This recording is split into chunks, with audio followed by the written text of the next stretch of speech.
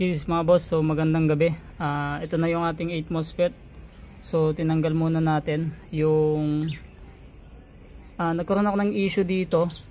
So bali bago pala yon, 4 MOSFET yung nilagay natin muna. So 4 MOSFET muna yung magtatrabaho.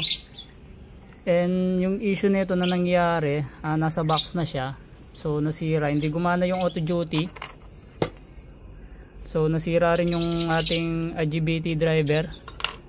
So ngayon, ang ginawa ko ay nagpalit ako ng driver. So ayun na siya. At minodify ko pala yung shunt nito. Tinanggal ko na yung nasa ilalim. So naglagay tayo ng ayan, external shunt. So bali susubukan natin ngayon yung kanyang auto duty. So 12.6 nakaload na yan. And 2 kilowatts yung load natin. So pailawin muna natin. So ayan, nasa low. Sa low tayo. 0.8 ampere yung kinakain niya sa out. Sa input nasa 11. So ayan, normal naman ang lahat. So bali spark test natin. Tingnan natin yung kakainin niya. So ayan, nakarekta na yung switch. And spark test natin.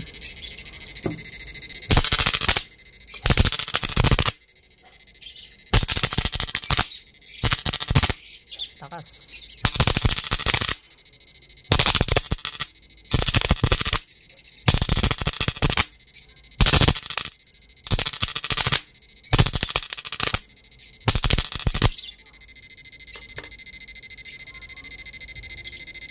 And ito yung output natin. So yung current and spark ko. Umaabot ng 5 amps. Yung kain naman niya sa battery 9 amps. So nasa 9 amps to 10 amps spark natin. Giving 6.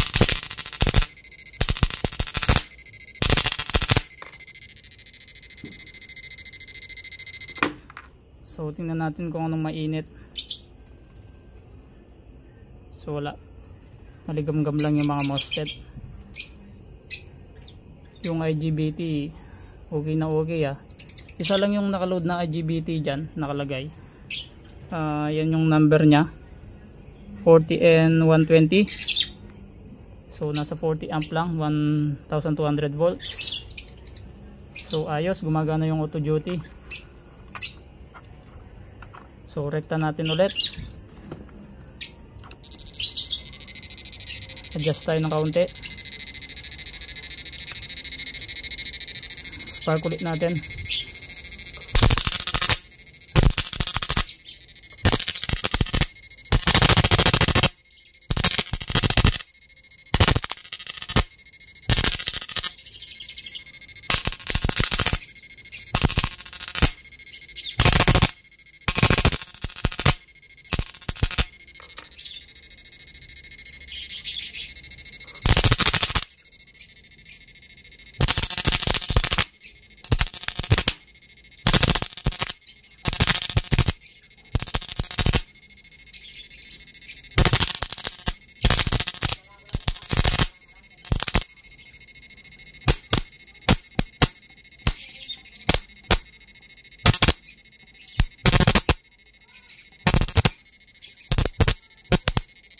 So yung kain niya sa battery, ang ganda guys, gumagana ng maayos yung kanyang auto duty.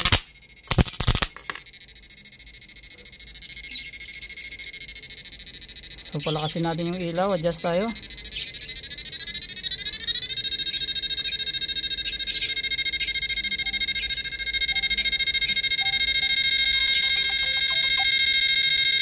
(56 amps).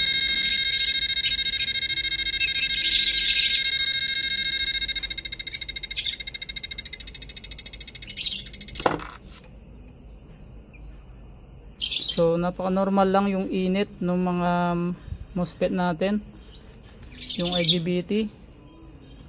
So tumaas ng kaunti yung temperature nya, pero dadagdagan pa natin yan ng dalawa pa. So bali yun lang.